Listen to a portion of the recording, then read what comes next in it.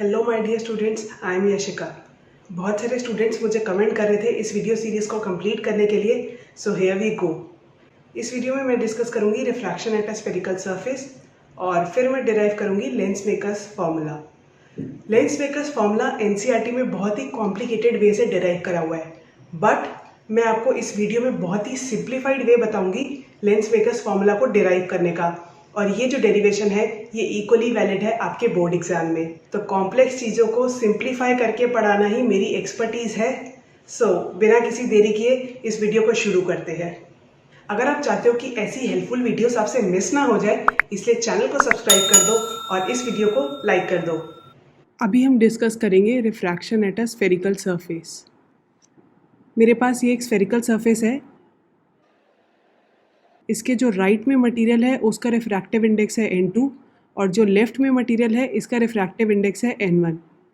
इस spherical surface का जो सेंटर ऑफ कर्वेचर है वो है ये पॉइंट C से डिनोट करा हुआ है और इसका सेंटर है ये, और इसका रेडियस ऑफ कर्वेचर है r। तो radius of curvature basically centre और सेंटर ऑफ कर्वेचर ये जो है इसके बीच का डिस्टेंस है।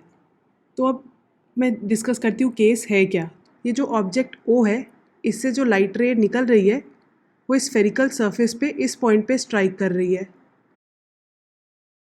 अब ये जो लाइट रे है ये रिफ्रैक्ट करेगी बिकॉज ये एक मीडियम से दूसरे मीडियम में जा रही है। तो ये उस मीडियम से जिसका रिफ्रैक्टिव इंडेक्स n1 है उससे लेके दूसरे मीडियम में जा रही है ये जिसका रिफ्रैक्टिव इंडेक्स n2 है, तो इसीलिए ये रिफ्रैक्ट करेगी। तो अब ये रे रिफ्रैक्ट होने के बाद इधर जाती है और फाइनल इमेज बनता है आई पे। अब मुझे एंगल ऑफ इंसिडेंस और एंगल ऑफ रिफ्रैक्शन चाहिए, तो मैं क्या करूँगी, इस पॉइंट ऑफ इंसिडेंस पे नॉर्मल बनाऊँगी। तो इस पॉइंट ऑफ इंसिडेंस पे नॉर्मल क्या है, इस पॉइंट ऑफ इंसिडेंस से जो लाइन सेंटर ऑफ कर्वेचर से पास कर रही है वो है नॉर्मल। तो ये क्या है, नॉर्मल है, बिकॉज ये इस पॉइंट ऑफ इंसिडेंस से सेंटर ऑफ कर्वेचर पर पास कर रहा है। ठीक है, तो ये नॉर्मल हो गया। अब मुझे निकालना है एंगल ऑफ इंसिडेंस आई। तो ये क्या है, मेरी इंसिडेंट रे। तो जो एंगल इंसिडेंट रे और नॉर्मल के बीच हो उसको क्या कहते हैं, एंगल ऑफ इंसिडेंस। तो ये मेरा एंगल ऑफ इंसिडेंस हो गया। अब एंगल ऑफ रिफ्रैक्शन क्या होता है, ये मेरी क्या है, रिफ्रैक्टेड रे। तो एंगल ऑफ रिफ्रैक्शन क्या होता है, रिफ्रैक्टेड रे और नॉर्मल के बीच का एंगल। तो ये मेरी रिफ्रैक्टेड रे है और ये है नॉर्मल, तो इसके बीच का एंगल क्या हो गया, मेरा एंगल ऑफ रिफ्रैक्शन। ये बहुत ही सिंपल टर्म्स है जो मैंने अभी बताए हैं। बढ़ते हैं आगे।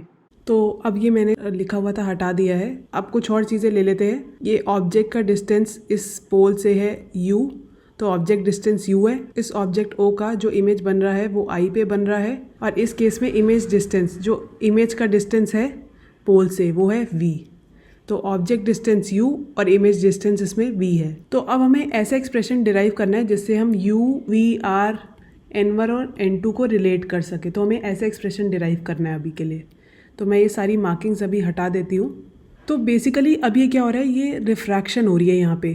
तो जब भी रिफ्रैक्शन होती है तो हमें क्या पता है कि स्नेल्स लॉ वैलिड होता है। स्नेल्स लॉ क्या कहते हैं, sine of angle of incidence by sine of angle of refraction is equal to n2 by n1।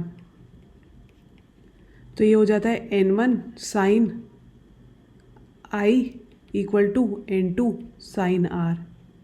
But हम इस केस में क्या लेते हैं, हम लेते हैं कि i और r जो हैं वो बहुत ही छोटे हैं, वो ज़्यादा बड़े नहीं हैं। थीटा स्मॉल हो तो उस केस में हम क्या अप्रॉक्सीमेशन ले सकते हैं, sine theta is approximately equal to theta. पर अब इस केस में हम क्या कह रहे हैं कि i इज़ वेरी स्मॉल, तो क्या आ जाएगा, n1 i is approximately equal to n2 r, assuming I and R are very small। तो इस केस में ये हम अप्रॉक्सीमेशन ले रहे हैं। अब इन सब में रिलेशन निकालने के लिए हमें बेसिकली I और R का एक्सप्रेशन फाइंड आउट करना है। ठीक है, तो वो फाइंड आउट करते हैं अभी। अब इस केस में मैंने ट्रायंगल लिया है, ट्रायंगल ONC। अब मुझे क्या निकालना है, ये एंगल ऑफ इंसिडेंस पहले तो I निकालूंगी मैं, तो इसके लिए मैंने ट्रायंगल ONC लिया है। अब ONC में ये एंगल ले लेती हूँ अल्फ़ा और ये एंगल ले लेती हूँ बीटा। ठीक है, ये हो गया I, ये हो गया अल्फ़ा, और ये हो गया बीटा। तो ट्राइंगल्स में आपने एक प्रॉपर्टी पढ़ी होगी, exterior angle equal to sum of interior angles. इस केस में एक्सटीरियर एंगल क्या है, ये हमारा ट्राइंगल है ONC। ट्राइंगल ONC में एक्सटीरियर एंगल क्या है, ये एंगल I, और इंटीरियर एंगल क्या है, अल्फ़ा और बीटा। तो क्या हो गया, I is equal to alpha plus beta. हमें I को निकालने के लिए हमें अल्फ़ा और बीटा की मदद चाहिए। अब ये सारे एंगल स्मॉल है, I अल्फ़ा बीटा बहुत स्मॉल है, तो हम क्या ले सकते हैं, tan I equal to tan alpha plus tan beta. तो अब ये सारे एंगल्स बहुत स्मॉल है, तो क्योंकि अल्फ़ा और बीटा बहुत स्मॉल है इसलिए tan अल्फ़ा अप्रॉक्सीमेटली इक्वल हो जाएगा अल्फ़ा के, और tan बीटा अप्रॉक्सीमेटली इक्वल हो जाएगा बीटा के। ठीक है, तो tan अल्फ़ा निकालना है मुझे। तो बेसिकली tan अल्फ़ा निकालने के लिए मैं n से इस लाइन पे परपेंडिकुलर ड्रॉप करती हूँ। ठीक है, तो ये हो गया परपेंडिकुलर इस लाइन पर। अब मैं अज्यूम कर रही हूँ कि ये पॉइंट जो है ये पोल से ज़्यादा दूर है नहीं, तो ये m पॉइंट ही है। अब इस केस में मुझे tan अल्फ़ा निकालना है। तो tan अल्फ़ा क्या होगा, परपेंडिकुलर बाय बेस। तो इस केस में परपेंडिकुलर क्या है, NM, और बेस क्या है, OM। तो tan अल्फ़ा क्या हो गया, इस केस में tan अल्फ़ा हो गया NM बाय OM। अब मुझे tan बीटा निकालना है। tan बीटा क्या हुआ, अगेन परपेंडिकुलर बाय बेस। इस केस में परपेंडिकुलर क्या हुआ, NM, बेस क्या हुआ, MC। तो क्या आ जाएगा, tan beta is what, NM by MC। ठीक है, तो मेरे पास tan अल्फ़ा आ गया और tan बीटा भी आ गया। तो मेरा I अप्रॉक्सीमेटली किसके इक्वल हो जाएगा, क्योंकि अल्फ़ा अप्रॉक्सीमेटली tan अल्फ़ा के इक्वल है और बीटा अप्रॉक्सीमेटली tan बीटा के इक्वल है, तो I हो जाएगा approximately tan alpha plus tan beta के इक्वल। तो मेरा I किसके इक्वल आ गया, I आ जाएगा tan alpha is NM by OM plus tan beta is what, NM by MC, NM by MC। ठीक है, अब मैंने इसमें I का एक्सप्रेशन निकाल लिया है, मुझे को चाहिए अब R का एक्सप्रेशन। तो R का एक्सप्रेशन निकालने के लिए हम क्या कंसिडर करेंगे, अब एंगल ऑफ रिफ्रैक्शन R को निकालने के लिए मैं लूँगी ट्राइंगल NCI। ये जो मैंने ब्लैक में आउटलाइन करा है, मैं ये ट्राइंगल लूँगी। तो ट्राइंगल NCI में एक मार्किंग कर लेते हैं, ये एंगल ऑफ रिफ्रैक्शन R है, ये बीटा है, और ये एंगल मैं ले लेती हूँ थीटा। तो ट्राइंगल NCI है, ये मैं बना लेती हूँ नीचे। तो ये ट्राइंगल NCI है, ये है बीटा, ये है R, और ये है थीटा। इसमें भी सेम चीज़ लगाएंगे, exterior angle is equal to sum of interior angles. तो exterior angle equal to sum of interior angles, और हम कंसिडर कर रहे हैं ट्राइंगल NCI। तो इस ट्राइंगल NCI में एक्सटीरियर एंगल क्या है, बीटा, तो ये हो गया बीटा, और इस ट्राइंगल के इंटीरियर एंगल्स है R और थीटा, तो बीटा हो जाएगा equal to R plus theta. तो हमें बेसिकली R चाहिए, एंगल ऑफ रिफ्रैक्शन, तो R क्या हो जाएगा, बीटा माइनस थीटा। तो बिकॉज बीटा और थीटा वेरी स्मॉल है, तो इस केस में हम क्या अप्रॉक्सीमेशन ले सकते हैं, tan beta is approximately equal to beta, और tan theta is approximately equal to theta. तो क्या हो जाएगा, R equal to tan beta minus tan theta. tan beta हमने इधर ऑलरेडी निकाला हुआ है, tan बीटा क्या है, NM बाय MC। तो tan बीटा क्या हो गया, NM बाय MC, और tan थीटा हमें निकालना है, वो देख लेते हैं। तो tan थीटा निकालने के लिए हम ये ट्राइंगल कंसिडर करेंगे। ठीक है, तो इस केस में ये राइट एंगल है, tan थीटा क्या हो जाएगा, परपेंडिकुलर बाय बेस। तो परपेंडिकुलर क्या है, NM, और बेस क्या है, MI। ठीक है, तो tan थीटा लिख देते हैं NM by MI। tan theta क्या है, NM बाय MI, ये हमने लिख दिया। अब हमने क्या इक्वेशन निकाली थी इधर, ये इक्वेशन हमने निकाली थी, इसमें हमने आई भी निकाल लिया, आर भी निकाल लिया, N2 और N1 है, तो अब हम इसको यूज़ कर सकते हैं। तो हमने क्या इक्वेशन देखी थी, N1I इक्वल टू N2R। आई ये रहा और आर की वैल्यू ये रही, तो लिख देते हैं N1, इधर से लिख देते हैं आई क्या है, NM by OM plus NM by MC equal to N2 times R। R क्या है, ये वैल्यू, ये क्या है, NM by MC minus NM by MI। अब इसमें हम क्या देख रहे हैं, NM हर जगह इधर कॉमन है, तो इसको हम रिमूव कर सकते हैं। तो इसमें NM कॉमन ले लेते हैं, N1 1 by OM plus 1 by MC equal to NM N2 1 by MC minus 1 by MI। ठीक है, अब ये NM इधर भी है, इधर भी है, तो हम इसे कैंसिल कर सकते हैं। तो अब हमारे पास ये इक्वेशन आ गई। अब हमें चाहिए OM, MC और MI की वैल्यूज़ क्या है। ये वैल्यूज़ निकालते समय हमें किसका ध्यान रखना है, साइन कन्वेंशन का। ठीक है, अब हमें निकालना है OM, MC और MI। अब निकाल लेते हैं OM। तो OM ये है। अब OM डिस्टेंस का मैग्नीट्यूड क्या है, U। अब इसका साइन निकाल लेते हैं OM का क्या है।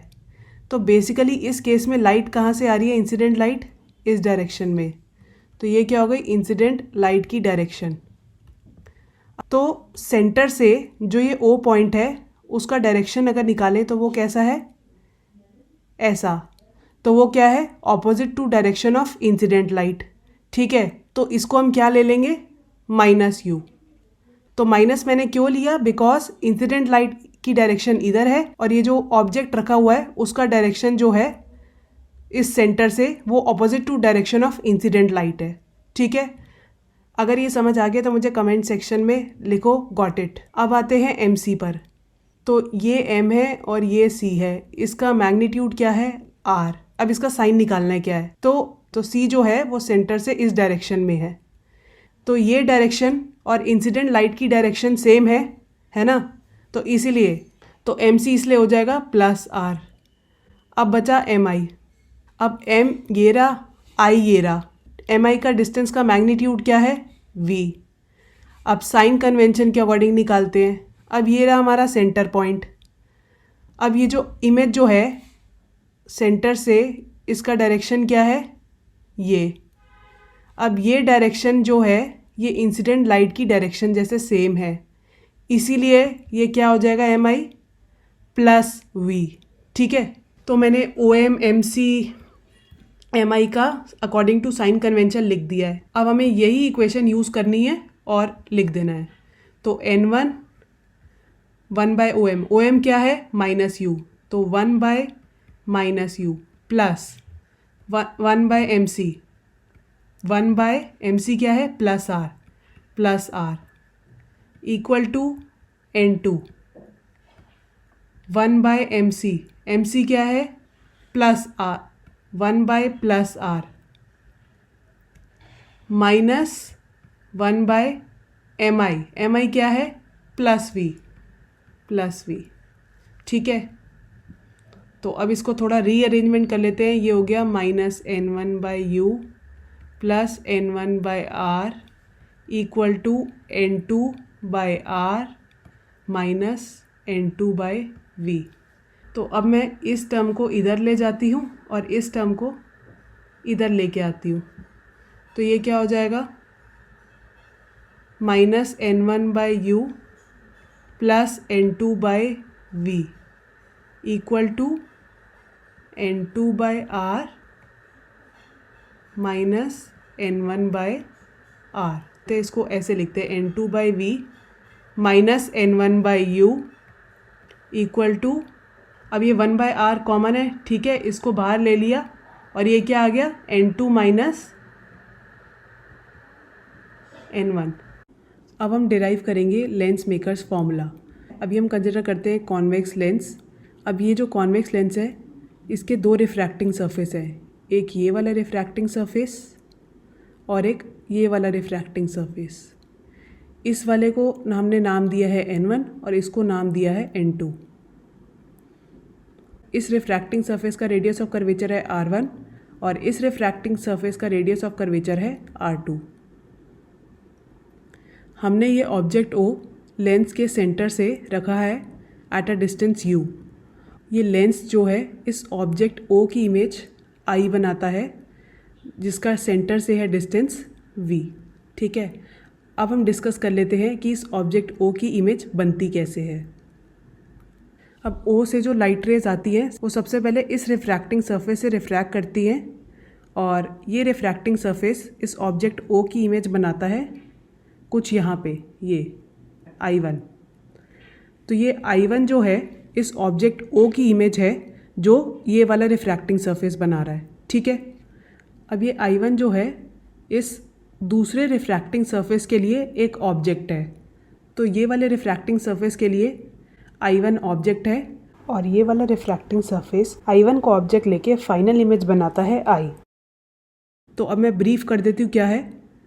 ये वाले रिफ्रैक्टिंग सरफेस के लिए O ऑब्जेक्ट है और वो इमेज बनाता है I1। अब ये जो इमेज I1 है ये इस वाले रिफ्रैक्टिंग सरफेस के लिए एक ऑब्जेक्ट है और ये वाला रिफ्रैक्टिंग सरफेस फाइनल इमेज बनाता है I। ठीक है, तो ये हमने डिस्कस कर लिया। ये कैसे हो रहा है एक बार मैं फिर दोबारा बता दूंगी इसको। तो ये वाला हमारा है फर्स्ट रिफ्रैक्टिंग सरफेस n1, ये ऑब्जेक्ट O है। इस रिफ्रैक्टिंग सरफेस ने इसकी इमेज बनाई यहाँ I1। ठीक है, अब आते हैं दूसरे रिफ्रैक्टिंग सरफेस पे, ये है रिफ्रैक्टिंग सरफेस n2 और इस रिफ्रैक्टिंग सरफेस के लिए क्या है, I1 जो है ऑब्जेक्ट है और ये फाइनल इमेज बनाता है I। तो इस n2 रिफ्रैक्टिंग सरफेस के लिए ऑब्जेक्ट है I1 और ये फाइनल इमेज बनाता है I। तो बस हमें इतना ही जानना है और हम इससे डिराइव कर लेंगे लेंस मेकर्स फॉर्मूला। अब लिखते हैं इसका रिफ्रैक्टिव इंडेक्स। सो ये जो लेंस है इसका रिफ्रैक्टिव इंडेक्स है n2 और इसके जो साथ मटेरियल है उसका रिफ्रैक्टिव इंडेक्स है n1। अब मुझे क्या करना है, इन सरफेसेस का रिफ्रैक्टिव इंडेक्स लिखना है। ठीक है, वो लिख लेते हैं। अब आते हैं फर्स्ट रिफ्रैक्टिंग सरफेस पे, इस पे। तो इसके जो राइट में मटेरियल है उसका रिफ्रैक्टिव इंडेक्स n2 है और जो लेफ्ट में मटेरियल है उसका रिफ्रैक्टिव इंडेक्स है n1। तो अभी हमें फर्स्ट रिफ्रैक्टिंग सरफेस पे इसके जो राइट में मटेरियल है उसका रिफ्रैक्टिव इंडेक्स है n2 और लेफ्ट में मटेरियल है उसका रिफ्रैक्टिव इंडेक्स है n1। ये जो सेकेंड रिफ्रैक्टिंग सरफेस है इसके राइट में जो मटेरियल है उसका रिफ्रैक्टिव इंडेक्स है n1 और जो लेफ्ट में मटेरियल है उसका रिफ्रैक्टिव इंडेक्स है n2। अब आ जाते हैं इस रिफ्रैक्टिंग सरफेस के लिए, लिखते हैं n2 के लिए। तो जो राइट में मटेरियल है उसका रिफ्रैक्टिव इंडेक्स है n1 और जो लेफ्ट में है उसका रिफ्रैक्टिव इंडेक्स है n2। अब आते हैं फर्स्ट रिफ्रैक्टिंग सरफेस के लिए। तो ये है हमारा फर्स्ट रिफ्रैक्टिंग सरफेस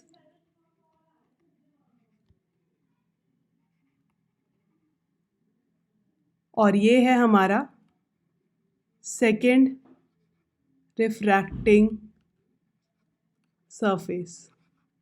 अभी हम कंसिडर करते हैं फर्स्ट रिफ्रैक्टिंग सरफेस में। फर्स्ट रिफ्रैक्टिंग सरफेस की बात करें तो ये जो O का डिस्टेंस है सेंटर से वो क्या है, इस लेंस में देखें तो O का डिस्टेंस सेंटर से क्या है, U। तो ये डिस्टेंस हमारा है U और जो I1 का डिस्टेंस है सेंटर से उसको हम ले लेते हैं V'। अब आते हैं सेकेंड रिफ्रैक्टिंग सरफेस पे। I1 का डिस्टेंस सेंटर से हमने क्या ले रखा है, V'। I1 का डिस्टेंस सेंटर से हमने क्या ले रखा है, V'। तो ये डिस्टेंस हो गया मेरा V'। अब जो फाइनल इमेज I का डिस्टेंस है सेंटर से वो किधर से पता लगेगा, इधर दिया हुआ है I का डिस्टेंस सेंटर से है V। तो ये डिस्टेंस V है। मैंने ये वाला एक्सप्रेशन डिराइव करा था इस पर्टिकुलर रिफ्रैक्टिंग सरफेस के लिए, बट ये एक्सप्रेशन सारे रिफ्रैक्टिंग सरफेस के लिए वैलिड है। तो इस बात को आप ध्यान रखना, ये आगे बहुत काम आने वाला है। अब मुझे क्या करना है, बेसिकली फर्स्ट रिफ्रैक्टिंग सरफेस के लिए और सेकंड रिफ्रैक्टिंग सरफेस के लिए ये वाला जो एक्सप्रेशन है मेरे को लिखना है। तो अब मैं इस एक्सप्रेशन को लिख लेती हूँ और ये वाला डायग्राम भी थोड़ा रफ में बना लेती हूँ। तो हमने क्या देखा था, ये क्या है, N2/V minus N1/U is equal to N2 minus N1/R। और ये रिफ्रैक्टिंग सरफेस मैं एग्जैक्टली सेम नीचे बना लेती हूँ। तो इस रिफ्रैक्टिंग सरफेस मैंने बना लिया है। इसका राइट साइड का मटेरियल का रिफ्रैक्टिव इंडेक्स है N2 और जो लेफ्ट साइड में मटेरियल है उसका रिफ्रैक्टिव इंडेक्स है N1। और ये डिस्टेंस है U और ये डिस्टेंस है V। ठीक है, तो ये केस है। तो अब मुझे क्या करना है, फर्स्ट रिफ्रैक्टिंग सरफेस के लिए ये वाला एक्सप्रेशन लिखना है, क्या होगा। अब ऐसा करने के लिए हमें ये दोनों फिगर्स को कंपेयर करना भी बहुत ज़रूरी है। ठीक है, तो देख लेते हैं। अब इस केस में क्या है, राइट साइड का रिफ्रैक्टिव इंडेक्स है N2, इधर भी N2 है। अब लेफ्ट साइड वाले मटेरियल का रिफ्रैक्टिव इंडेक्स N1 है, इधर भी N1 है। इधर जो ऑब्जेक्ट डिस्टेंस है सेंटर से वो क्या है, U, इधर भी U है। इधर इमेज डिस्टेंस जो है वो सेंटर से है V है, इधर V प्राइम है। ठीक है, तो बस हमें क्या करना है, V की जगह V प्राइम लिखना है। तो इस केस में रेडियस ऑफ कर्वेचर क्या है, R1, और मुझे R की जगह लिखना है R1।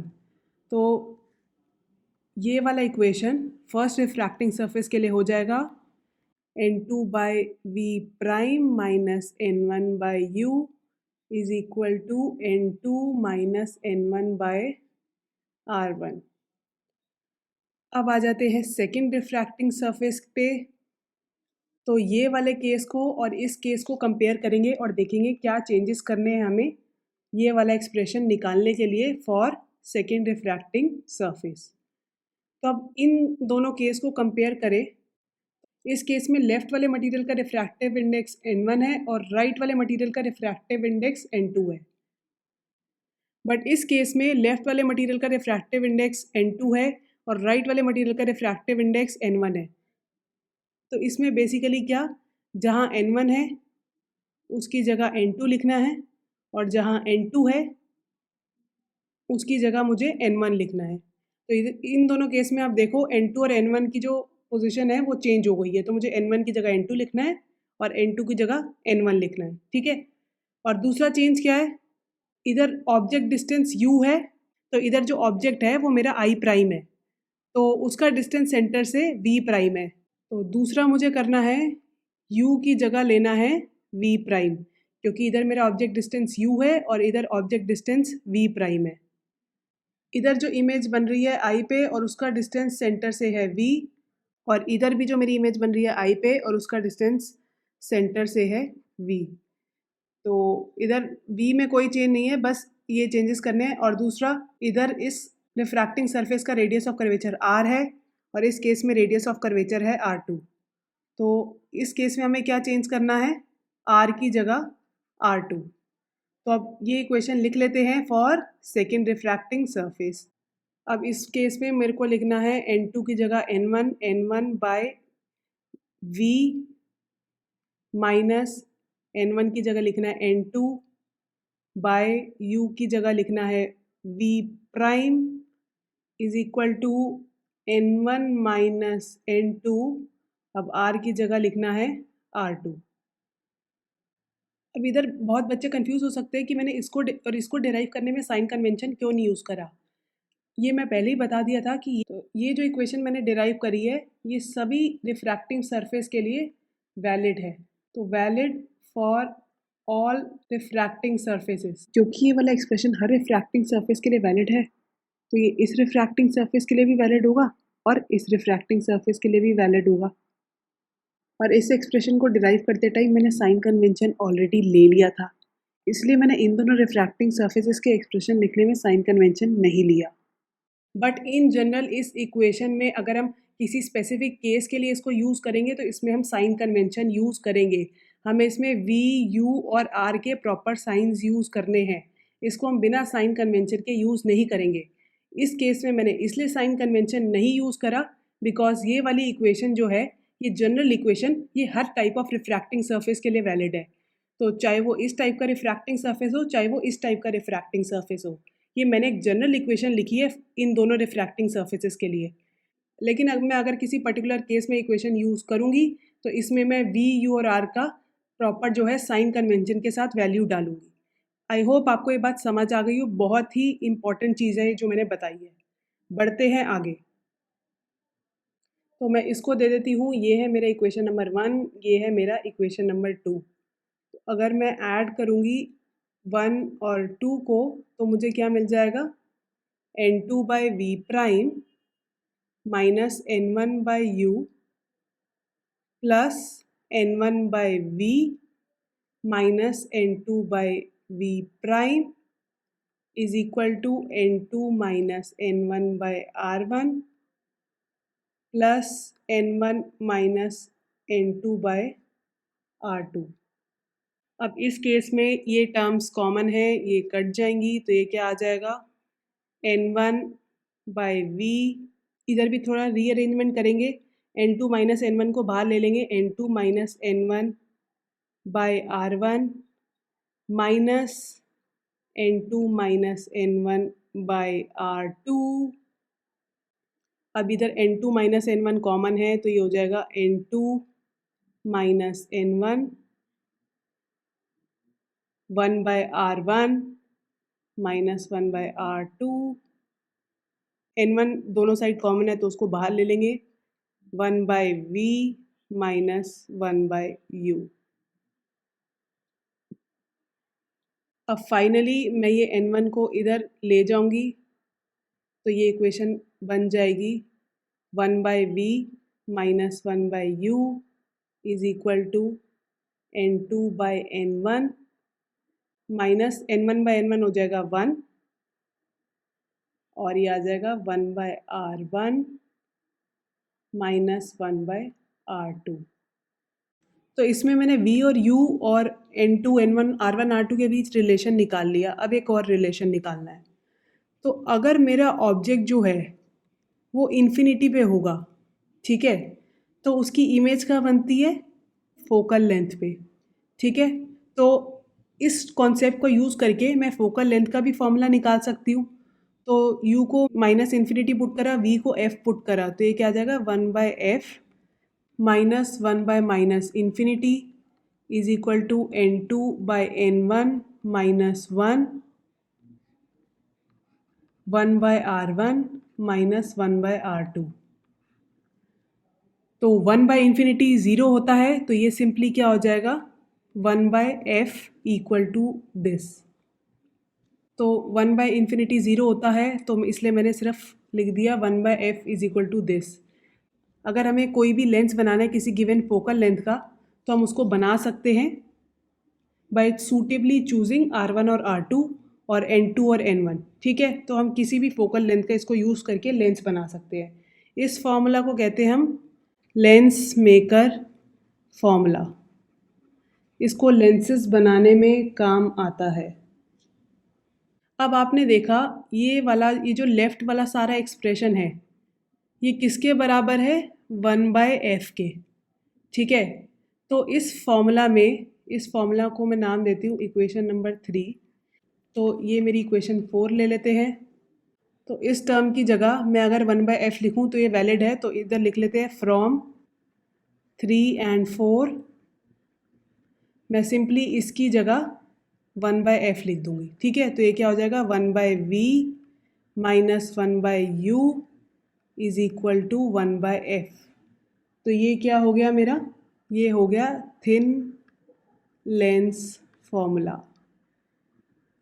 तो ये वाला इक्वेशन आपने 10th क्लास में यूज़ करा होगा इसको बिना डिराइव करे। तो अब हमने ये डिराइव भी कर लिया है। ये फॉर्मूला जो है ये डेरिवेशन हमने कॉन्वेक्स लेंस के लिए डिराइव करा है, बट ये वैलिड है for both convex and concave lens. ठीक है, ये दोनों ही लेंसेज के लिए वैलिड है। दूसरी चीज़, अब आ जाते हैं मैग्नीफिकेशन पर। तो मैग्नीफिकेशन तो आपने 10th में भी पढ़ी होगी। मैग्नीफिकेशन क्या है, तो लिख लेते हैं मैग्नीफिकेशन। तो मैग्नीफिकेशन क्या है, size of image by size of object. तो size of image by size of object मेरा है मैग्नीफिकेशन। इसको हम जनरली रिप्रेजेंट करते हैं HI by H image, height of image by height of object, और equal to V by U। तो ये हम यूज़ करते हैं। इस वीडियो को देखने के लिए, चैनल को सब्सक्राइब करने के लिए थैंक यू सो मच।